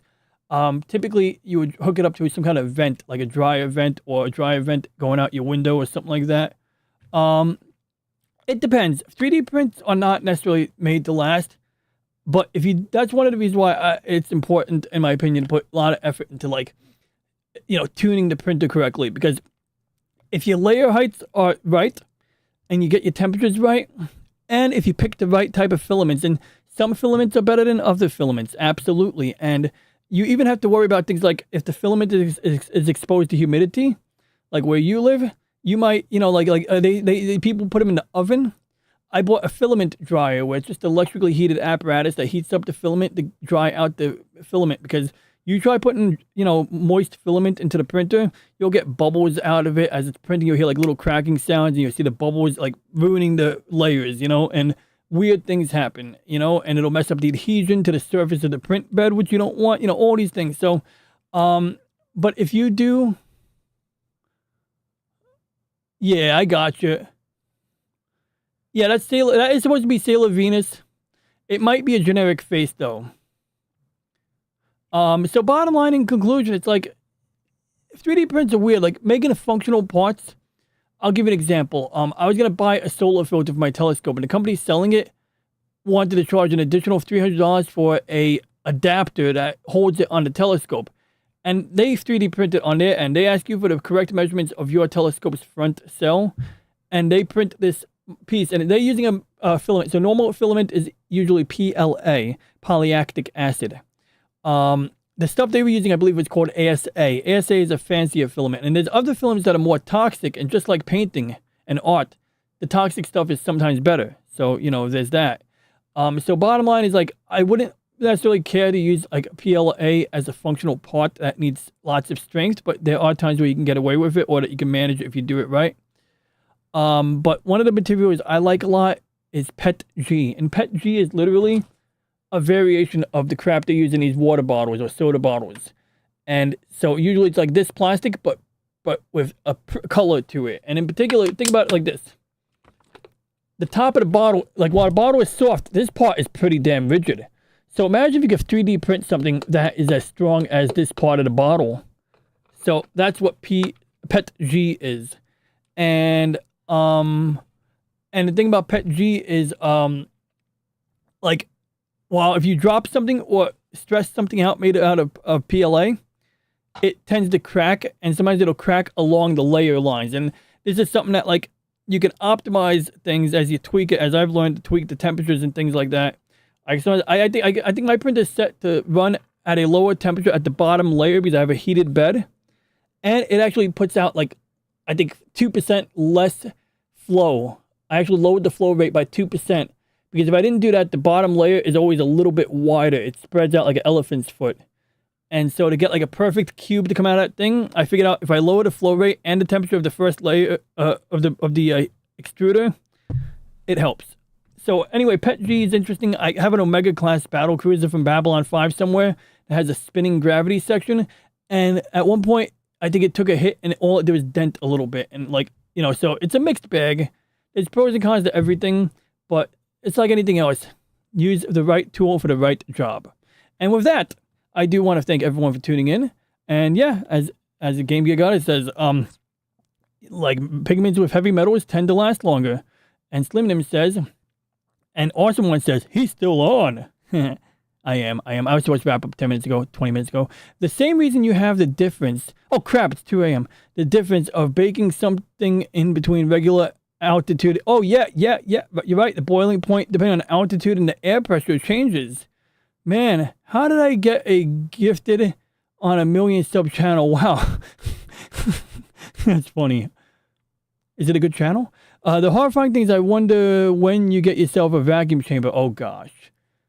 That could be interesting. But anyway, going in reverse here, I want to thank Slim Nim, Lady Mist. Wow, you're still here? You said goodnight to us 10 minutes ago. I thought you were out already. Whoa, don't you have work tomorrow? Anyway, Lady Mist, I'll get out of here so that you don't stay any longer than you have to. I want to thank Slim Nim, Lady Mist, Game Gear Goddess. Names? Chicken was here. It's good to see you, Chicken. Thanks for dropping by. We had DJ Ronnie G here. He's pretty cool. I like that guy. Awesome one. He's pretty awesome. Real Wade Nation Gaming Clips. And we had The Angry Canadian. He has a channel, you know. He has a shipyard. He builds ships from Star Wars out of Legos. And he might get back into Gunpla because I inadvertently inspired him to do that. The Peter Venkman fan site. Reach! Ronnie, reach! Like the toothbrush. That's funny. I don't know if Peter Venkman fans that he is, but that's funny. Tommy and the Guinea Pig Collective was here. Tommy and his Guinea Pig Collective, the whole collective. They talk like the Borg from Star Trek. We are the Guinea Pig Collective. Like, you know, he got that. Anyway, if you know, you know.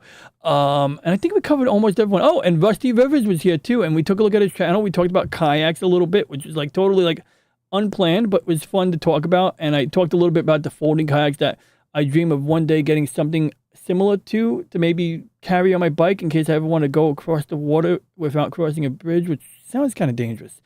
We had the Padawallaby here. That's more like what I would take on a Survivor show, he says. And I think we got everyone. And California Ford 44. Holy cow, the chat log actually goes all the way to the beginning. I never seen that work before. Maybe that's a YouTube studio thing, but usually you scroll up in a YouTube chat and at some point it just stops. So we actually got the whole chat today. And with that being said, once again, ciao and God bless. As our Italian friend Awesome One says, he's more Italian than me, and I'm pretty darned Italian. Oh yeah, I read that already. And so with that being said, once again, thank you all. And for anybody watching on the replay, if you have any questions, comments, ideas, or concerns, please leave a comment. And for now, we shall hereby end transmission on my mark.